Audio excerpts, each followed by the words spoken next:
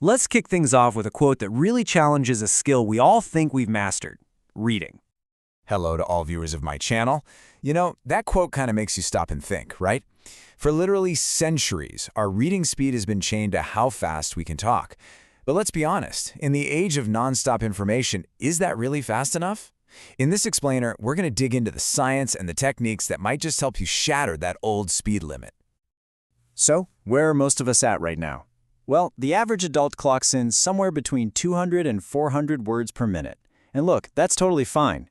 But when you think about all the emails, reports, and books you want to get through, you can't help but wonder, can't we shift into a higher gear? To figure out how to get faster, we first have to understand why most of us are, well, stuck. The funny thing is, for almost everyone, our reading skills haven't really gotten an upgrade since we were kids in grade school. I mean, think back to how you learned to read. You learned your ABCs, you sounded out syllables, and then you started recognizing whole words. And that's it. That's pretty much where the training ended for most of us. We got really good at reading one word at a time. But that method has a built-in speed limit. So what's step 4? Right, so to get faster, we have to break that old word-by-word habit. And that all starts with understanding how your eyes actually work when you're reading. And trust me, it's probably not what you think. You might imagine your eyes just gliding smoothly across the page, but that's not what happens at all. Instead, they make these tiny, super fast jumps, which are called saccades.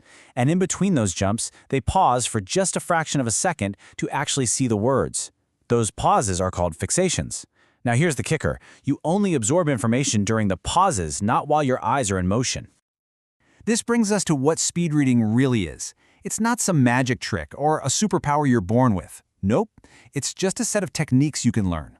The whole point is to make those eye movements way more efficient, fewer pauses, and taking in more words with every pause, all without forgetting or misunderstanding what you just read. This analogy just nails it. When you look at a brick wall, you don't inspect each individual brick, one by one, left to right. Of course not. You see the whole pattern at once. Our brains are amazing at processing visual info in big chunks. But for some reason, when it comes to reading, we've been taught to do the exact opposite, to look at one tiny brick at a time. So this means the secret to reading faster isn't about brute force, just trying to move your eyes quicker. It's actually about unlearning the bad habits that are secretly slowing you down, habits most of us don't even know we have. Okay, so let's meet the 3 main villains. First up is subvocalization. That's the little voice in your head that says every single word as you read it, basically tying you to the speed of speech. Then there's regression. That's the sneaky habit of letting your eyes jump back to reread words you've already seen. And finally, a narrow eye span, which is a direct result of that word-by-word training from childhood. Let's just focus on regression for a second, because this one is a huge time waster. Get this, research shows that the average reader's eyes jump backwards about 10 times for every 100 words they read. Most of the time, it's completely unconscious and unnecessary. Just imagine getting all that wasted time back. The good news is, you can totally train this habit away. Here's a super simple exercise you can try right now. Grab a bookmark, a piece of paper, or even just your finger. As you read, slide it down the page to cover the line you just finished. It's a simple physical barrier that forces your eyes to keep moving forward, breaking that backward glancing habit.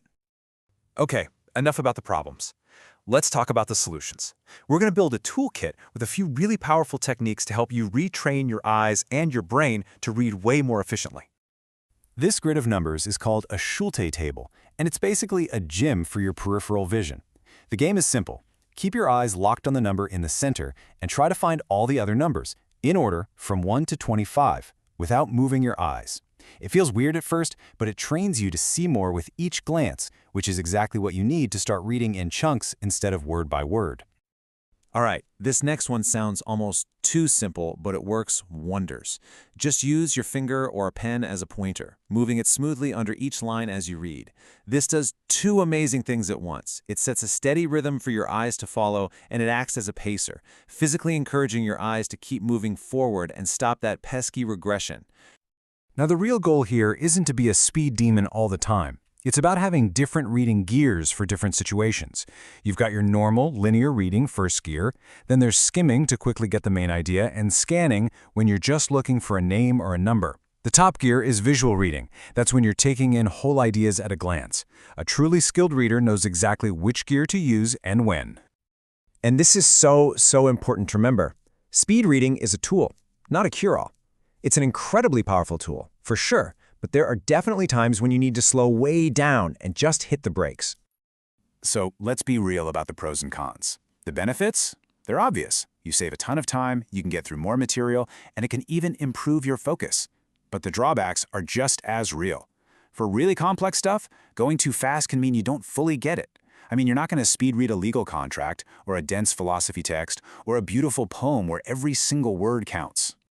And that really leads us to the golden rule of this whole thing. The goal is never speed just for the sake of speed. The goal is understanding things efficiently.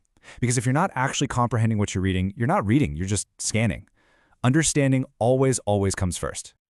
So let's just end on this thought. Imagine you could actually break through that old 400 word per minute ceiling. If you could really absorb information 2 or 3 times faster and still get it, what would you do? What would you learn next? What new worlds would you open up for yourself? The potential is just massive. Subscribe to the channel and like, and also suggest your topics for future explainers in the comments.